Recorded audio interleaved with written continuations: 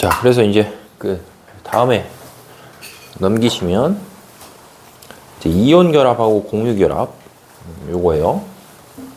그래서 오늘 요까지만 할 거고, 왜냐면 뒤에 문제가 한 40개 붙어 있거든. 그래서 40개 문제 풀면서 한번 정리해야 돼서 개념은 여기까지만 설명할게요. 여기까지 한다는 건 이제 이온 결합, 공유 결합의 화학 파트가 끝나니까 그 다음 주간에 이제 다른 단원 할게요. 자, 그래서 이제 먼저 10페이지 보시면 첫 번째가 이제 이온 결합이어서, 이온 결합은 이제 주로 뭐냐면 주로 금속이라고 하는 원자랑 그 다음에 이제 비금속이라고 하는 원자 사이에서 일어나는 화학 결합을 보통 이제 이온 결합이다 이렇게 불러요. 근데 주로라는 말을 붙였다는 거는 이게 예외가 되는 경우가 하나가 있어. 그러니까 금속하고 비금속에서 이온 결합이 되지 않고 예외적으로 하나 뭐가 있냐면, 여기다 써야 되겠구나. 예외적으로 봤을 때 NH4 플러스라는 놈이 있어요. 그래서 읽어봐. 뭐야 얘들아? 암모늄 이온이야. 암모늄. 알았죠? 그래서 요거랑 Cl-라고 하는 이제 염화 이온이 있었을 때 얘네 둘이 합쳐지면 NH4Cl이다 라고 하는 이제 고체 물질이 생겨요. 고체 물질. 그리고 참고로 이런 걸 배운 적이 있냐 없냐라고 했을 때 정확하게 치면 중학교 1학년 때 배웠거든. 중학교 1학년 때 뭘 배운 적이 있냐면 NH3라고 하는 암모니아랑 염화수소라는 기체를 준비를 해. 그래서 얘네들을 솜에 이렇게 묻힌 다음에 이렇게 생긴 관을 준비해서 얘네들을 확산을 시키면 얘네 둘이 만나서 하얀색 띠가 생긴다는 걸 배웠거든. 그래서 누가 확산 속도가 빠르냐 이런 것들 중학교 1학년 때 한 적이 있어요, 실제로. 그래서 정확히 치면 얘네 둘이 뭐 하게 되면, 얘네 둘이 만나서 이제 반응하게 되면 그 반응식이 NH4 플러스에 Cl 마이너스 만나서 Na4Cl이라는 물질이 생기는데, 요 물질이 다 뭐지만, 다 비금속이지만 뭐 한다? 이온 결합하는 물질. 그래서 예외적으로 이온 결합 물질이라고 우리가 표현했을 때 항상 금속하고 비금속 간에 일어나는 거는 아니다. 이제 이런 표현이 되겠죠. 근데 만약에 학교에서 이런 특별한 얘기를 하진 않잖아. 그럼 이런 특별한 얘기를 하지 않으면 그냥 금속하고 비금속이다 이렇게 봅니다. 그래서 수지 있는 지역에서는 신봉고등학교만 한 2번 정도 출제한 적이 있어요. 이거와 관련해서.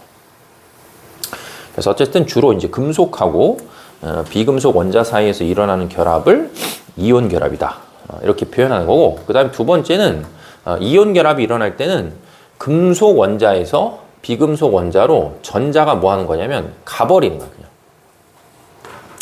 그렇기 때문에 얘네는 주고받는 관계가 이제 확실하게 성립을 해요. 근데 조금 이따가 이제 배우겠지만 공유 결합은 주고받는 관계가 아니고 뭐야?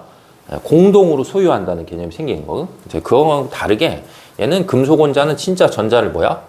얘는 전자를 진짜 잃어버리는 거고, 그럼 확실하게 비금속 원자는 전자를 뭐야? 전자를 이제 얻게 되는 거지. 그래서 이제 전자가 한 원자에서 다른 원자로 뭐 한다? 완전하게 이동하는 거를 보통 우리 이제 이온 결합이다. 근데 이제 이럴 때 어떤 놈은 전자를 잃고 어떤 놈은 전자를 얻는데, 그 전자를 잃거나 얻는 개수가 옥텟 규칙 때문에 이미 뭐 한다? 이미 다 정해져 있다고 보시면 돼요. 그래서 아까 얘기했듯이 1족은 항상 1 플러스가 되면서 비활성 이체 전자 배치가 되고, 2족은 2 플러스가 되면서 비활성 이체 전자 배치가 되고, 13족은 3 플러스가 되면서 비활성 이체 전자 배치를 갖는데, 13족에 붕소는 안 들어가니까 이제 알루미늄만 3 플러스가 된다. 이렇게 보면 되고, 비금속 같은 경우 이제 음이온이 될 때 아까 얘기했듯이 얘를 배제하면 얘는 2개를 얻어서 비활성 이체 전자 배치가 되고, 얘는 하나를 얻어서 비활성 이체 전자 배치가 되는 거지. 그래서 이렇게 해서 8개, 이렇게 해서 8개, 얘네는 잃어서 2개 8개. 알았지? 얘는 8개, 얘는 2개 8개, 얘는 뭐가 된다? 8개 된다. 이렇게 이제 표현할 수 있겠지.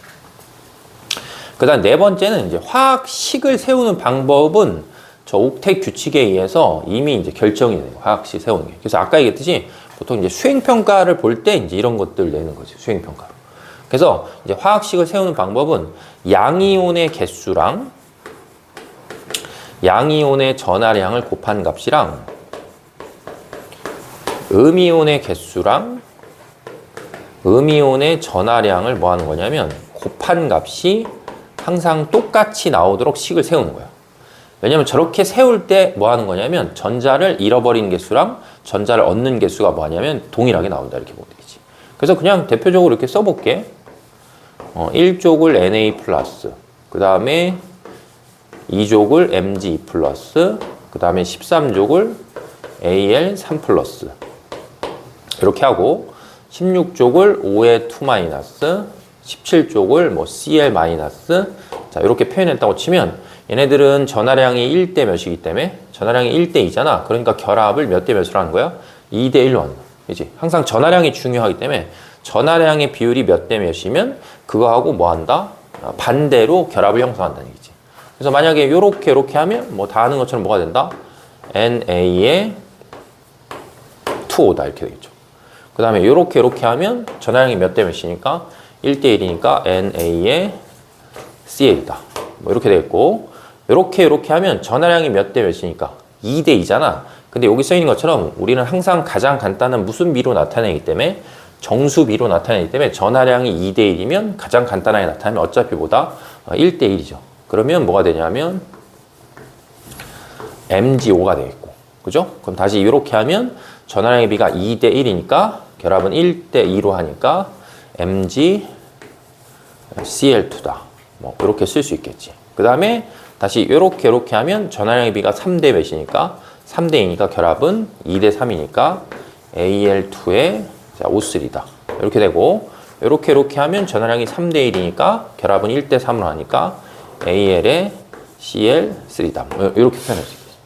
알겠죠? 그래서 뭐 복잡한 건 아니기 때문에 전하량을 확인을 하시고 그 전하량하고 뭐 하는 거야? 반대로 개수를 정하면 되고 그 개수를 정할 땐 항상 가장 간단한 정수 비의 형태가 나오도록 세우면 요게 뭐가 되는 거야?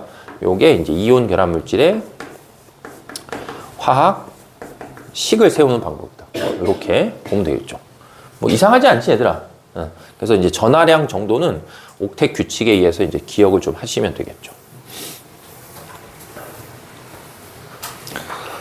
자, 그 다음에 다음으로 이제 두 번째로 가면 공유결합이 나와서 공유결합은 이제 어디 사이에서 이루어지냐라고 표현하면 저 빈칸에 들어가야 될 게 비금속이에요. 그렇지? 비금속 원자랑 비금속 원자 사이에서 일어나는 화학결합을 보통 우리가 공유결합이다 라고 표현하고 2번에 보면 아까랑은 다르게 비금속 원자하고 비금속 원자가 서로 전자를 뭐 하는 거냐면 공유하는 거예요. 알았지? 누구는 잃고 누구는 얻는 개념이 아니고 서로 전자를 뭐 하냐면 공유한다는 게. 근데 이제 원래 이게 화학에서 봤을 때 공유라는 개념이 이제 뭐냐 하면 예를 들면 어떤 놈에 이렇게 원자 핵이 있고 어떤 놈의 원자 핵이 이렇게 있거든? 그럼 이 주변에 이제 뭐가 있는 거야? 이 주변에 전자가 있는데 실제로 전자는 정확히 치면 궤도를 따라서 돌진 않아요. 거짓말이야. 전자는 궤도를 따라서 도는 게 아니고 이 주변에 전자가 존재하는 확률적인 공간이 있거든, 이렇게. 그래서 보통 우리가 그거를 전자 구름이다라고 표현해요. 알았지? 그 전자적인 구름에 확률적으로 전자는 어딘가에 뭐 하고 있는 거야? 어딘가에 분포하고 있어요. 왜냐면 돌 수는 없어. 왜냐면 돈다는 거는 위치를 정확하게 우리가 확인할 수 있는데 전자의 위치는 확인하는 게 불가능해. 그냥 원자 핵 주변에 전자는 확률적으로 뭐 하고 있다? 분포하고 있거든? 그럼 얘 확률적으로 분포하는 공간하고 얘 확률적으로 분포하는 뭐가 있었을 때? 공간이 있었을 때 이 공간이 서로 뭐 하는 거야? 겹치는 거야. 알았지? 이 공간과 이 공간이 서로 겹쳐서 결국은 이제 이런 느낌이거든? 원래 이렇게 치면 얘 원자핵과 얘 원자핵이 서로 뭐야? 밀어내잖아. 그럼 여기 주변에 전자 있으면 전자와 전자가 서로 뭐야? 밀어내거든? 그러면 반대로 치면 이쪽에 있는 이쪽에 있는 전자랑 이 공유에 있는 이 전자들이 얘를 뭐 하는 거야? 잡아당기면 다시 또 이쪽에 있는 전자나 공유에 있는 전자가 다시 얘를 또 뭐야? 잡아당겨서 그 결합을 유지시켜 주는 거야. 그렇기 때문에 이제 공유의 정확한 의미는 뭐냐 하면 원자핵 주변에 있는 전자들의 전자 구름이 뭐 하는 거냐면 겹친다. 뭐 이런 표현이 정확하고 이제 화학을 되게 이제 좀 관심이 있어서 계속 이렇게 깊이 있게 좀 배우잖아. 그럼 화학이 생각보다 되게 어려워요. 뭐 물리도 당연히 어렵지만 화학도 뭐 유기화학이나 이런 파트로 가면 이제 진짜 어려워. 그래서 보통 화학을 좋아해서 대학교도 화학 쪽으로 선택해서 가는 애들이 한 3학년 때쯤 되면은 아주 큰 좌절을 한번 하게 돼. 아, 화학이 생각한 것보다 너무 복잡하다. 이렇게 돼서. 그래서 그런 부분들이 이제 왜 어렵냐면 화학이 이제 워낙 예외가 많이 생기는데 그 예외가 생기는 걸 상위 화학을 조금씩 배우면 이게 까나가는 거거든. 아, 이때는 이게 예외적이고 이게 말이 안 되는데 이게 이제 이 위에 상위 단계로 설명을 하면 다 설명이 되긴 해. 근데 이제 그 과정이 워낙 복잡하기 때문에 처음에는 되게 화학을 좋아하다가 이제 가면서 점점 좀 싫어지는 이제 그런 경우가 발생할 수 있어요. 아셨죠? 그래서 어쨌든 공유하는 거야. 그렇기 때문에 여기 써 있는 것처럼 주고받는 개념이 아니고 서로 공동으로 뭐 하냐면 이제 소유한다. 뭐 이런 식으로 생각하면 되겠지. 그냥 너무 피곤하면 그냥 그러고 있어. 이게 다 저거 보내줄게. 찍어 다시. 그래서 어쨌든 이제 공동으로 소유한다 이렇게 보시면 돼요. 요새 워낙 이제 독감 걸린 사람들이 많아서 애들이 학원을 잘 오지는 않더라고 요새. 애들이 더 건강한 거야 지금. 자, 그 다음에 이제 3번에 보시면 각 원자가 공유 결합에 참여할 수 있는 전자의 수가 정해져 있어요. 이것도 역시. 근데 이제 각 원자가 공유 결합에 참여할 수 있는 전자의 수가 정해져 있다는 것도 이게 옥텟 규칙으로 정해지는 거기 때문에 예를 들면 이제 질소를 먼저 생각해 보면 질소는 15족이기 때문에 원자가 전자가 5개 있잖아. 근데 얘가 이제 옥텟을 만족하기 위해서 5개의 전자가 모두 다 공유 결합에 참여할 필요가 없어. 그렇죠? 그래서 5개 전부가 참여하는 게 아니고 옥텟이라는 걸 만족하기 위해서 5개 중에 몇 개만 공유 결합에 참여하는 거예요. 그래서 그 숫자를 이제 선생님이 여기다 쓸 거여서 일단 수소는 전자가 하나밖에 없기 때문에 공유하는 전자 수는 이제 하나예요, 하나. 알았지? 공유 결합에 참여할 수 있는 전자는 하나고, 그 다음에 탄소는 원자가 전자가 4개인데 그 원자가 전자 4개를 얘는 뭐 하는 거야? 유일하게 공유 결합에 다 써요. 그래서 얘는 공유 결합에 참여할 수 있는 전자 수가 몇 개냐면 4개가 되겠고, 그 다음에 질소는 원자가 전자가 5개지만 5개 중에 3개만 이제 공유 결합에 참여를 해요. 그래서 이제 3개만 공유 결합에 참여하기 때문에 몇 개가 남는 거야? 2개가 남는 거야, 2개. 그래서 2개가 남아서 이 2개 남는 거는 공유 결합에 뭐 하지 않는 거야? 참여하지 않는 전자가 돼요. 그러니까 공유 결합에 참여하지 않는 전자니까 그냥 질소가 오롯이 자기 혼자 갖고 있는 거야. 그래서 이렇게 공유 결합에 참여하지 않는 전자들이 있어서 굳이 이런 걸 용어로 표현하면 공유 결합에 참여하지 않는다라고 해서 이거를 비공유하는 뭐다? 비공유하는 전자다 이렇게 표현을 해요. 그래서 예를 들면 시험 문제 풀 때 탄소는 원자가 전자가 모두 공유 결합에 참여한다라고 하면 맞는 표현이고 질소는 원자가 전자 중에 3개만 공유 결합에 참여한다. 이렇게 표현할 수 있는 거지. 그러면 이제 산소는 또 이제 16족이기 때문에 원자가 전자가 6개인데 얘도 원자가 전자 6개 중에 2개만 공유 결합에 참여하고 4개는 다시 또 공유 결합에 참여하진 않아요. 그다음에 마지막에 이제 17족도 원자가 전자가 7개 있는데 그 중에 하나만 공유 결합에 참여하고 6개는 공유 결합에 참여하지 않는 전자다. 이렇게. 그렇지? 왜냐면 고등학교 1학년 교육과정에서 배위 결합이라는 걸 배우지 않거든. 그렇기 때문에 그냥 선생님이 이렇게 요 색깔로 쓴 거 있잖아. 그러면 이건 그냥 공유 결합할 때 다 무시하시면 돼요. 그리고 지금 여기 써놓은 게 뭐 탄소, 질소, 산소, 플로린만 써놓은 거잖아. 근데 실제로 시험 문제는 탄소, 질소, 산소, 플로린만 나오는 큰 이유 중에 하나 뭐냐면 어차피 예를 들면 산소하고 같은 쪽에 있는 준금속이 규소거든. 근데 규소도 공유 결합을 하는데 공유 결합하는 패턴이 준금속이지만 공유 결합하는데 준금속인데 공유 결합하는 패턴이 어차피 탄소랑 똑같아. 그러니까 굳이 할 필요는 없는 거야. 굳이 뭐 패턴이 똑같으니까. 그러면 질소랑 같은 쪽에 있는 인이 있고 그 다음에 산소랑 같은 쪽에 있는 황이 있고 플로린이랑 같은 쪽에 있는 염소가 있는데 얘네들 자체도 질소나 산소나 플로린하고 결합하는 방식이 뭐하기 때문에 다 똑같기 때문에 굳이 뭐 다시 또 얘기할 필요는 없겠죠. 그래서 그냥 우리는 1족, 14족, 그 다음에 15족, 16족, 17족에 있는 이제 이런 애들을 이제 좀 기억을 하시면 되겠죠. 그리고 학교에서 수업하다가 학교에서 선생님이 예를 들면 저런 비공유 전자를 좀 이렇게 강조하는 학교들도 있거든. 그러면 시험 문제가 약간 다른 형태로 갈 수도 있어요. 어떤 분자를 줘서 어떤 분자의 공유 전자쌍 수분의 비공유 전자쌍의 그런 값들을 주고 뭔가를 문제를 푸는 걸 낼 수 있기 때문에 그러면 이제 화원으로 가는 거거든. 그래서 만약에 이제 학교 내신 수업을 하는데 거의 지금까지 이제 여기 나간 학교들은 그런 거 언급을 하지 않았는데 뭐 수지는 워낙 특별한 지역이기 때문에 비공유 전자에 대한 개념을 설명하면 이제 그거에 관한 자료 해석 문제가 또 따로 나올 수도 있다라고 이제 생각을 하면 되겠지. 그래서 어쨌든 이렇게 숫자를 이제 기억을 하는 거예요. 근데 뭐 기억을 한다고 했을 때 이게 뭐 이상한 숫자는 아니고 그냥 더했을 때 몇이 되는 거야. 그냥 느낌이 8이에요, 8. 그치? 더하면 8 되고 1의 자릿수 더하면 8 되고 더하면 8 되고 더하면 8 되고 뭐 그냥 끝이야. 그래서 뭐 외우거나 이런 거 헷갈릴 일은 없겠죠. 그 다음에 4번에 이제 화학식을 세우는 방법이 결정된다라고 했을 때 1번에 보시는 것처럼 두 비금속 원자 사이에서 이제 서로 전자를 뭐 해야 돼? 공유하는데 그 공유하는 게 어떤 거 기준으로 공유를 하냐면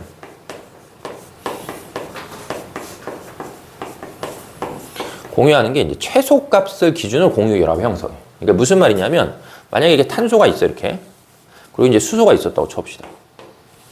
그럼 탄소는 공유결합에 참여하는 전자가 4개나 되는데 수소는 공유결합에 참여하는 전자 하나밖에 안 되기 때문에 두 원자 사이에는 전자를 몇 개밖에 못 쓰는 거야.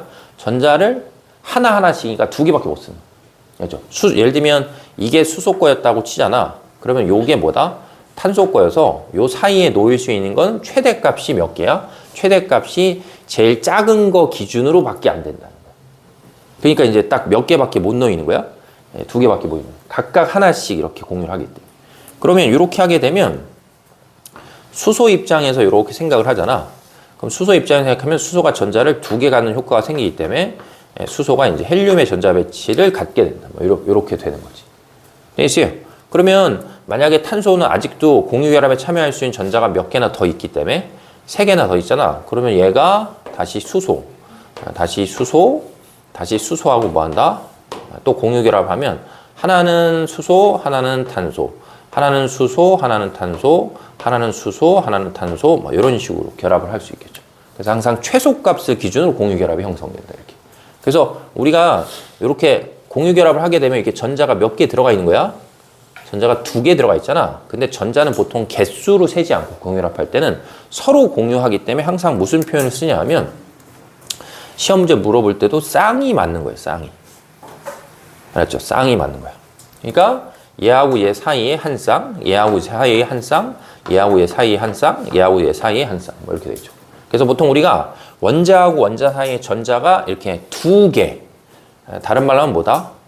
다른 말로 하면 한 쌍 이렇게 들어가 있잖아. 이렇게 한 쌍 들어가 있을 때를 뭐라고 부르냐면 이걸 이렇게 부른다고. 단일 결합이다 이렇게 표현해. 알았지? 그래서 결국 수소와 탄소 사이에는 단일 결합만 뭐 한다? 단일 결합만 가능하다. 뭐 이런 식으로 생각할 수 있겠지. 그럼 같은 논리로 해보면 이제 쭉 해볼게요. 만약에 얘하고 하면 질소는 공유결합에 참여할 수 있는 전자가 몇 개냐면 3개 있고 수소는 하나 있으니까 최소값 기준으로 하면 여기에 수소가 있고 여기에 수소가 있고 여기에 수소가 있는 거죠. 이렇게. 그럼 수소 기준으로 최소값이니까 하나는 수소, 하나는 질소. 하나는 수소, 하나는 질소. 하나는 수소, 하나는 질소. 뭐 이렇게 되겠지. 자, 그럼 이렇게 되면 자, 다시 얘부터 해볼게. 이렇게 표시하면 이 탄소가 있잖아. 그럼 탄소는 총 전자를 몇 개를 갖게 되니까 이렇게 되면 8개를 갖는 효과니까 그럼 탄소는 어떤 전자 배치를 갖냐? 라고 하면 탄소는 네온의 전자 배치를 갖는다. 그럼 여기서 문제는 이제 그럼 질소는 어떤 전자 배치를 가져야 하면 애들은 하나, 둘, 셋, 넷, 다섯, 6개만 세면 6개밖에 없어요. 그러면 옥텟이 안 되는 거잖아. 하지만 아까 얘기했듯이 질소는 뭐가 있다? 공유결합에 참여를 하지 않는 자신만의 전자가 뭐하기 때문에 2개가 더 있어요. 그래서 그 2개를 만약에 여기다 굳이 표시해 보면 이제 요렇게 표시를 할 수 있거든. 이렇게. 그래서 정확히 이런 걸 비공유 전자쌍이다 이렇게 표현한다. 그래서 그것까지 고려하면 몇 개가 되는 거야? 8개가 될 수 있다 이렇게 되죠. 그러면 또 해보면 만약에 산소하고도 뭘 하면 산소하고도 결합하면 산소가 있고 이제 선으로 그려볼게. 이걸 선으로 하나로 표현하면 되니까 그럼 요렇게 있고 자 요렇게 표현할 수 있어요. 단일 결합. 그러면 요렇게 하고 나면 이제 4개를 공유하고 있는 거잖아. 이제 두 쌍을 공유하고 있으면 산소는 공유 결합에 참여하지 않는 전자가 4개나 되기 때문에 그게 예를 들면 하나, 둘, 셋, 넷 이렇게 찍으면 또 몇 개가 되는 거다? 뭐 8개가 되는 거죠. 되겠죠? 그 다음에 마지막으로 플루오린을 하면 플루오린은 공유 결합에 참여하는 게 하나니까 수소랑 똑같이 하나니까 플루오린의 수소 이렇게 공유 결합을 하고 나머지 전자가 하나, 둘, 셋, 넷, 다섯, 여섯 뭐 이렇게 되겠지. 그렇죠? 그럼 이제 지금 설명한 게 이해됐으면 자 이제 좀 확장해 볼게요. 그럼 만약에 탄소하고 산소랑 하면 어떻게 돼?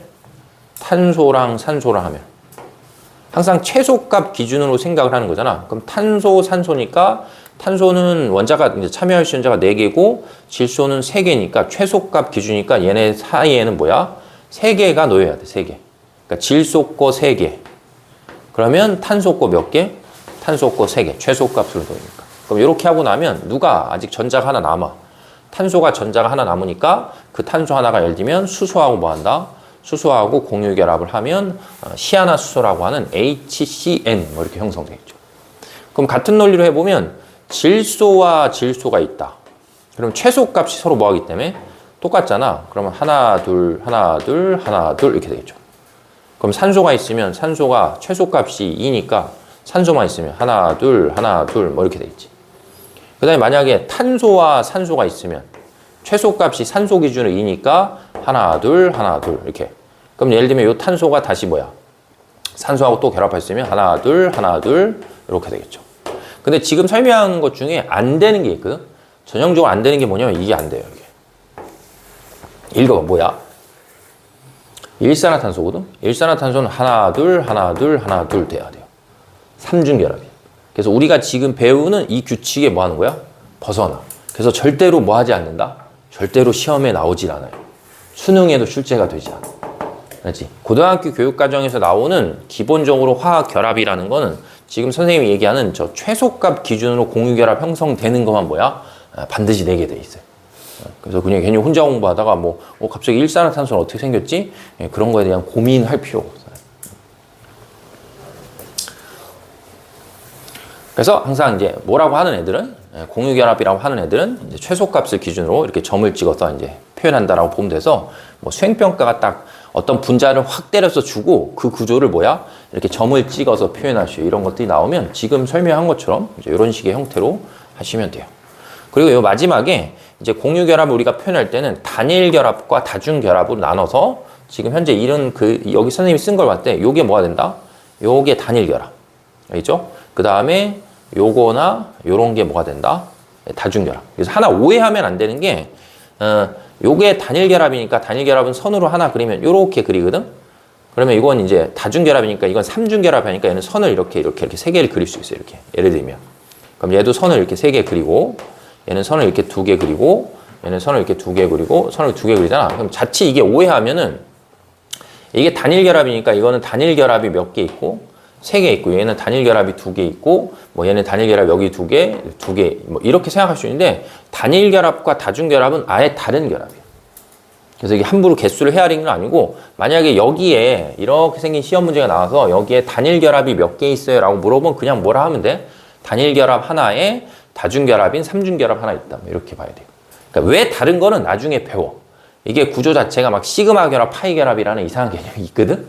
그런 것 때문에 다른 형태로 결합을 하기 때문에 얘네들 결합이 얘하고 똑같진 않은 거예요. 그래서 그냥 이 구조상에서 무언가를 물어보잖아. 무언가를 물어보면 얘는 단일결합, 이건 다중결합. 다중결합, 다중결합, 다중결합이 2개 있다. 뭐 이렇게 좀 구분하시면 되겠죠. 네, 되겠죠? 자, 그리고 이제 다음으로 넘어가셔서 이제 성질을 좀 비교하는. 그래서 여기도 일종의 이제 지엽이기 때문에 쭉 좀 외워 놓으셔야 되겠죠.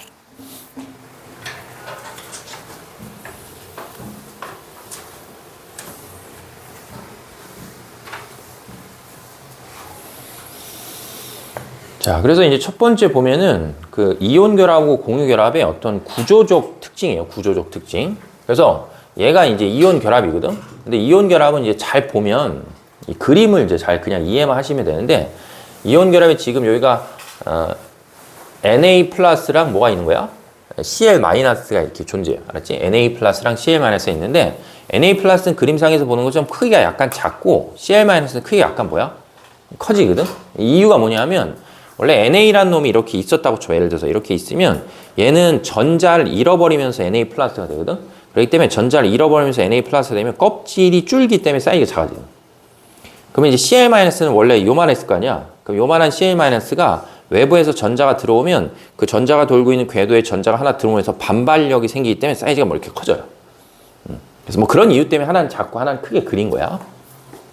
그럼 그랬을 때 이 그림을 보면 요 중심에 지금 Na 플러스가 있었을 때 그 Na 플러스 기준으로 Cl 마이너스가 하나, 둘, 셋, 넷, 다섯, 여섯 개가 뭐 하는 거야? 둘러싸고 있어. 알겠죠? 그럼 반대로 다시 여기에 이제 Cl 마이너스잖아. 그럼 Cl 마이너스 기준하면 Na 플러스가 하나, 둘, 셋, 넷, 다섯, 여섯 개가 둘러싸고 있어. 그래서 실제로 얘네들은 우리가 보통 이렇게 NaCl 이렇게 표시하잖아. 그럼 NaCl 표시하는 게 이 뜻이 Na 플러스 한 개랑 Cl 마이너스 한 개가 결합해서 분자가 돼요. 이런 표현이 아니란 말이야. 그렇죠? 그래서 얘네들은 얘와 얘가 결과적으로 놓고 봤을 때 몇 대 몇으로 결합하는 거냐면 6대 6의 비율로 결합하는 거거든. 그러니까 제일 간단하게 나타나니까 뭐야? NaCl인 거야. 그래서 얘네들은 어떤 특정한 결합 비율로 뭐 하기 때문에 결합 비율로 결합해서 이런 구조를 갖기 때문에 뭐라고 표현할 수 없냐면 얘네들 그래서 뭐라고 우리가 부르지 않는다. 얘네는 분자다 이런 표현을 쓰지 않는 거야. 그렇지? 그래서 이온 결합 물질은 왜냐면 분자라고 하면 그냥 성질을 갖는 독립적인 입자가 탁 있어야 되는데 얘네는 Na 플러스랑 Cl 마이너스가 독립적으로 떨어져 있는 게 아니에요. 그래서 우리는 이제 이온 결합 물질은 분자란 표현을 쓰지 않는구나라고 이제 보는 거죠.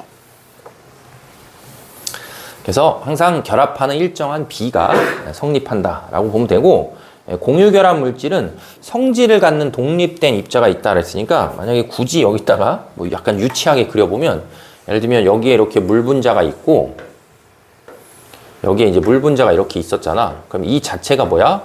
어떤 성질을 갖는 독립적인 입자고 얘네들 사이에 뭐가 된다? 얘네들 사이에 이 분자 간의 인력에 의해서 뭐 하는 거야? 뭉쳐 있는 거죠. 뭉쳐 있는. 그래서 일종의 얘는 독립이면 얘네들은 뭐다? 서로가 서로를 뭐 하고 있는 거야? 속박하고 있는 거야. 계속 둘러싸서. 그래서 구조적인 형태가 조금 다르다라고 이제 보면 되겠죠. 자, 그 다음에 밑으로 가면 두 번째는 이제 결합력인데, 이제 결합력이라는 건 이 양이온하고 음이온이 결합하는 이제 이 결합력을 얘기하는 거예요. 예를 들면 요 선으로 표시되어 있는 요거에서 요거를 이제 보통 우리가 정전기적인 인력이다 이렇게 불러요. 그러면 정을 띄면 그냥 전기적 인력이다 이렇게 생각하면 돼요. 그렇지? 정전기라는 건 전기가 머물러 있다는 뜻이야. 근데 그냥 전기적 인력이다라고 보면 되고, 그 다음에 이거는 요 물 분자랑 예를 들면 요 물 분자가 있으면 얘네들 사이에는 뭐가 있다? 얘네들 사이에는 분자 간 뭐가 있냐면 분자 간 인력이 있어요. 분자 간 인력. 근데 원래 이제 이렇게 배우면 안 되는데 그냥 이렇게 비유적으로 설명했을 때 원래 우주에 존재하는 큰 힘이 4개가 있거든. 그렇죠? 뭐 강한 핵력, 그 다음에 전자기력, 약한 핵력, 중력 이렇게 4개가 있거든. 그래서 저기서 얘기하는 정전기적 인력이라고 하는 힘이 생각보다 뭐야? 되게 센 힘이고 여기서 말하는 분자 간 인력은 그냥 이 분자하고 이 분자의 양이 있는 거야. 어떤 질량을 갖고 있기 때문에 그 질량이 있는 애들끼리 서로 뭐 한다? 끌어당기는 아주 약한 힘이에요. 근데 실제로 이렇게 설명하면 안 돼. 저 지금 분산력으로 설명해야 되는데 뭐 분산력을 설명하려면 너무 오래 걸리니까. 그래서 약간 이 분자 간 인력이라는 건 그냥 질량이 있는 물체들끼리 끌어당기는 중력과 비스무리한 개념이에요. 근데 이제 물 분자 자체가 질량이 워낙 뭐하기 때문에 질량이 워낙 작기 때문에 물 분자하고 물 분자 사이에 끌어당기는 힘이 어떤 전기적인 인력보다는 상대적으로 뭐야? 상대적으로 되게 작은 거예요. 그렇기 때문에 내가 이제 이거를 끊는 경우랑 만약에 얘가 이제 얼음이었다고 쳤을 때 이거를 끊는 경우를 비교해 보면 당연히 이걸 끊는 경우에 비해서 뭐야? 훨씬 더 큰 에너지를 줘야 돼. 그래서 그런 이유 때문에 보통은 이온 결합 물질이 공유 결합 물질에 비해서 뭐 한다? 녹는 점이나 끓는 점이 더 높은 거예요. 그러니 전기적 인력을 끊는 게 분자 간 인력을 끊는 것보다는 뭐다? 더 큰 에너지가 이제 들어간다 이렇게 돼 있지. 그래서 거기 이제 자료에 밑에 보시면 녹는 점 이런 표현이 나와 있잖아. 녹는 점 이런 표현이 나왔을 때 얘는 전기적 인력에 결합되어 있으니까는 뭐 하는 거야? 힘이 센 거고 얘는 분자 간 인력에 의해서 뭉쳐있기 때문에 힘이 약한 거예요. 그렇기 때문에 보통 녹는 점은 이온 결합 물질이 공유 결합 물질에 비해서 뭐하다? 녹는 점이 더 높다. 이제 이렇게 돼요. 그리고 참고로 그냥 이거는 이온 결합 물질이 분명히 이 전기적인 인력이 되게 센데 어차피 이온의 사이즈가 나노미터 단위거든. 아주 작은 거야. 그렇기 때문에 외부에서 이렇게 힘을 딱 주면 이 나노미터 단위의 이 층이 지어 있던 놈들이 약간 층이 이렇게 조금이라도 밀리잖아요. 이렇게 힘을 가했을 때. 그럼 힘을 가해서 조금이라도 층이 밀리면 서로 간에 반발력이 생기면서 금방 부서져요. 그래서 이제 전형적인 이온 결합 물질 이런 분필인데 우리가 만지면 이렇게 단단하거든. 근데 이렇게 툭 하면 뭐야? 부러진 이유가 외부에서 힘을 가하면 그 사이에 반발이 생기면 쉽게 확 부서질 수 있는 성질이 있어요. 금속하고는 좀 다른 성질이란 말이에요. 그래서 어쨌든 이제 정전기적 인력이 이제 분자 간 인력보다는 세기 때문에 보통 이온 결합 물질이 공유 결합 물질보다는 녹는 점이 더 높다 이렇게 돼. 근데 이제 여기서 이것 때문에 이제 학생들이 오해하는 게 그러면 요거를 끊는 거랑 아까 요거를 끊는 것 중에 요걸 끊는 게 더 세니까 이게 생각을 자칫 잘못하면 이온 결합이 공유 결합보다 더 세구나 이런 오해를 불러일으킬 수 있어요.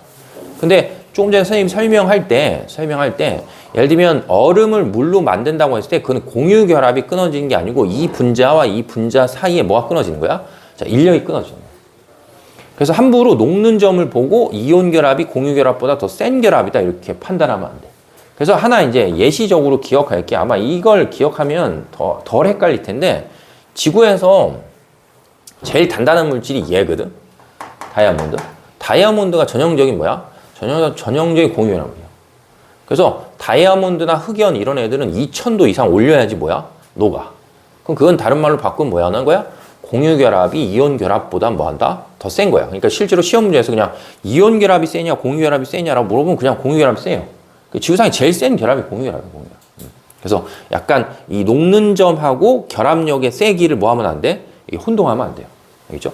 그래서 보통은 이제 전기적 인력 때문에 이온 결합이 녹는 점이나 끓는 점이 공유 결합보다는 더 높다. 이렇게 보면 되겠지. 자, 그 다음에는 이제 마지막으로 나오는 전기 전도성이 있어요. 전기 전도성. 그래서 전기 전도성은 약간 개념을 중2 때 한 것부터 잠깐만 해볼게요. 알았지? 그래서 보통 우리가 전기 전도성의 이제 뜻이 뭐냐 하면 이 전기를 얼마나 잘 통하냐 이제 그런 뜻이에요. 그럼 내가 예를 들면 뭐 이렇게 생긴 두 개의 물질을 이제 준비했다고 쳐봅시다. 이렇게. 이 두 개의 물질 준비해서 얘가 금이고 얘가 은이었다고 쳐봐. 알았지? 그럼 둘 중에 누가 더 전기를 잘 통하는지를 내가 뭐 하고 싶어? 실험을 하고 싶잖아. 실험. 그럼 실험하고 싶으면 일단 뭘 해야 되냐 하면 얘네들의 굵기나 길이를 똑같이 만들어야 돼. 이건 중학교 2학년 개념이야. 중학교 2학년 때 저항이라는 걸 배울 때 저항은 길이나 굵기에 의해서 변할 수 있거든. 그래서 예를 들면 금과 은이 있으면 두 개를 길이나 굵기를 한 상태에서 똑같이 한 상태에서 얘네들이 뭐야? 똑같은 전압을 걸어주고 흐르는 전류의 세기를 뭐 하는 거야? 재보면 돼. 그럼 전류의 세기를 재보면 금이 은보다 뭐다? 똑같은 전압을 걸었을 때 전류가 더 잘 흘러요. 은에 비해서는. 그래서 우리는 그걸 보고 금이 은보다 전기 전도성이 뭐하다? 더 좋다. 이제 이렇게 보통 표현하는 거야. 근데 기본적으로 전기 전도성이라는 현상이 나타나려고 하면 뭐가 있어야 되냐면 일단은 이게 전하를 띠는 뭐다? 전하를 띠는 입자들이 있어야 돼. 무조건 항상. 알지? 그리고 그 전하를 띠는 입자들이 있고 이 전하를 띠는 입자들이 외부에서 이렇게 전원 장치를 걸어주면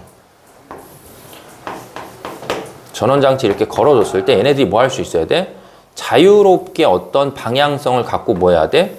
어떤 방향성을 갖고 움직이면 우리는 그걸 보고 뭐 한다? 그걸 보고 전기 전도성이 있어요. 이런 표현을 하는 거야. 그래서 지구상에서 그냥 고체일 때 전기를 제일 잘 통하는 애들이 다 뭐야? 금속이야, 금속. 그래서. 왜냐면 금속들은 뭐가 있기 때문에 자유롭게 움직일 수 있는 전자가 있기 때문에 외부에서 전원 장치를 걸어주면 그런 애들이 뭐야? 자유롭게 어떤 한쪽 방향으로 이렇게 흘러갈 수 있단 말이야. 근데 이제 이온 결합 물질은 일단 뭐가 있어?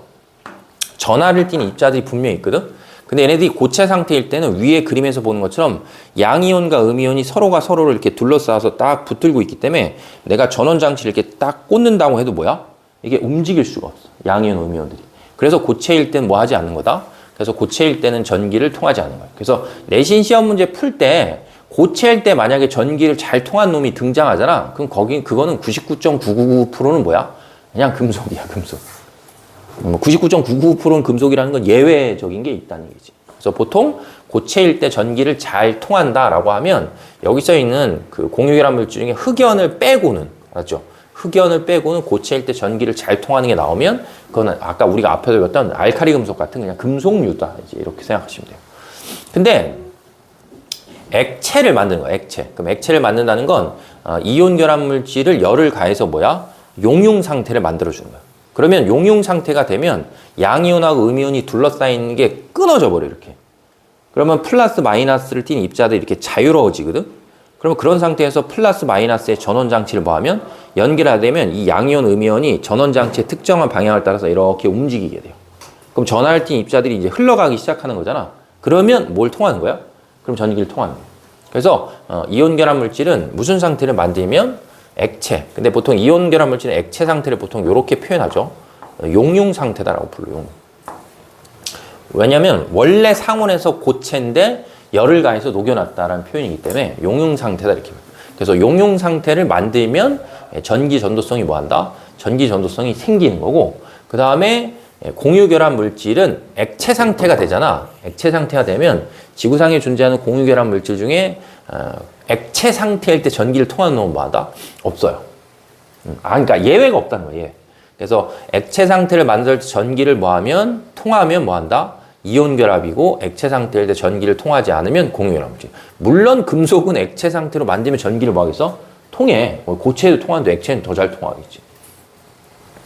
그렇죠? 그래서 예외 없이 성립하는 데가 여기다 라고 보시면 되고, 그 다음에 수용액 상태일 때는 대체적으로 봤을 때 이온 결합 물질은 전기 전도성이 있는 거고, 공유 결합 물질은 대체적으로 봤을 때 전기 전도성이 없어요. 근데 이것도 역시 우리가 중학교 때 배웠던 이온 결합 물질 중에 AgCl 같은 뭐가 있어? 어떤 앙금을 만드는 애들 있잖아? 그런 애들은 물에 집어넣어도 이온을 형성하지 않기 때문에 뭐야? 예외적으로 뭐 한다? 전기를 안 통하는 거고, 그 다음에 공유 결합 물질 중에도 원래 공유 결합 물질이 이제 뭐 이런 HCl, NH3 같은 뭐 염화수소, 암모니아 이런 애들은 물에 들어가면 신기하게도, 알았지? 신기하게도 물에 들어가서 H 플러스와 Cl 마이너스라는 이온을 형성하고, 그 다음에 NH3라는 게 물에 들어가면 NH4 플러스랑 OH 마이너스라고 하는 이온을 생성할 수 있기 때문에 공유 결합 물질 중에 몇 가지들이 뭐야? 전기를 통하는 성질이 있어요. 그렇기 때문에 다 예외가 자꾸 생겨. 알았지? 고체일 때도 예외가 생기는 게 있고, 수용액일 때 예외적으로 전기를 뭐하는 놈들이 있다? 통하는 놈들이 존재를 하기 때문에, 알았지? 예외 없이 성립하는 게 액체 상태니까 시험 문제에 이온 결합하고 공유 결합 물질 자료 해석 문제를 분명히 하나 정도 내거든? 그럴 땐 우리는 항상 제일 먼저 봐야 될 게 둘 다 액체 상태일 때 누가 전기를 통하냐 안 통하냐를 갖고 예외 없이 찾아내시면 돼요. 아시겠죠? 그래서 이제 그런 식으로 좀 구분을 하면 된다라고 보면 돼. 자, 그래서 이제 개념 설명은 다 했고, 이제 뒤에 보면 문제가 한 40개 정도 붙어 있어서 오늘 배운 이제 양이 많기 때문에 잠깐 쉬었다가 선생님이 앞에서부터 쭉 풀고, 만약에 다 못 풀잖아. 그러면 그거는 이제 숙제로 집에 가서 한 번씩 좀 해보시면 돼요.